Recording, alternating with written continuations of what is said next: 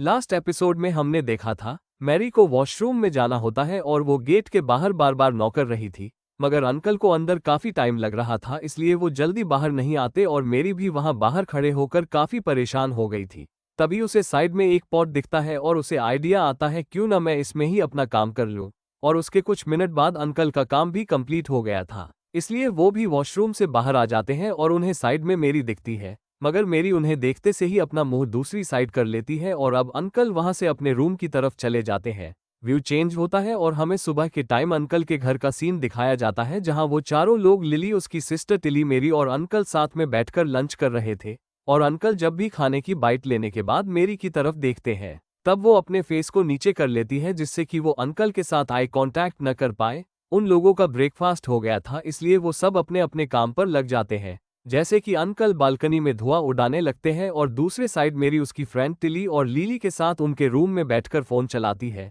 और वो वहां पर लीली को सारी चीजें बताती हैं जो उसके साथ रात को अंकल और उसके बीच में हुई थी, मगर लीली को उसकी कोई भी बात में ज्यादा इंटरेस्ट नहीं था, इसलिए वो अपने फोन को चलते हुए बातों को इग्नोर करती है। तभी उसे टिली की आवाज आती है, वो कहती है तुम्हारा बात रेडी हो गया, इसलिए वो भी अब बात लेने के लिए चले जाती है। और उसके जाने के कुछ टाइम बाद ही वहां पर लीली, टिली और अंकल भी आ जाते हैं। वो अंकल को वहां देखकर थोड़ी हैरान तो होती है, मगर वो सभी के सामने उनको वहां से जाने के लिए भी बोल सकती, क्योंकि वो घर तो वैसे भी अंकल का ही है। अंकल वो तीनों को अब ठीक तरीके से बात देने लगते हैं और इस औसम बात में उन्हें भी काफी मजा आता है और उनके इमोशन बाहर आने के लिए तैयार थे, मगर मेरी की वजह से उन्हें वो मौका नहीं मिल रहा था। और मैं किस मौके की बात कर रहा हूँ वो तो आप समझ जाना। और अब रात में हमें मेरी को दिखाया जाता है जो अपने रूम में आराम कर रही थी, मगर उसे प्यास लग गई थी, इसलिए वो डोर ओपन करके दूसरे रूम में पानी पीने के लिए चले जाती है। तभी उसे किसी की आवाज आती है, इसलिए वो चेक करने के लिए दूसरे रूम में जाती है कि ये आवाज कहाँ से आ रही है।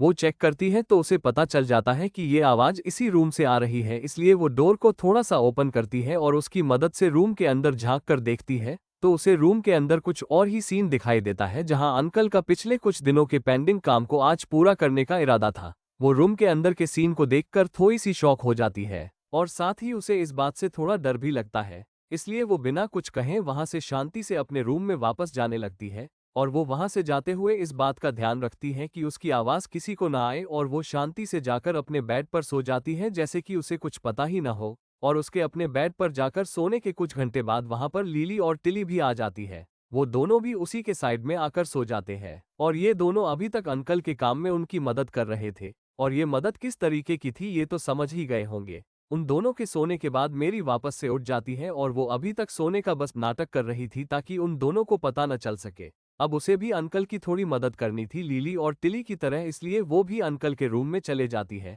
वो जाते हुए इस बात का भी ध्यान रखती है कि उसकी आवाज से लीली और टिली उठ न जाए।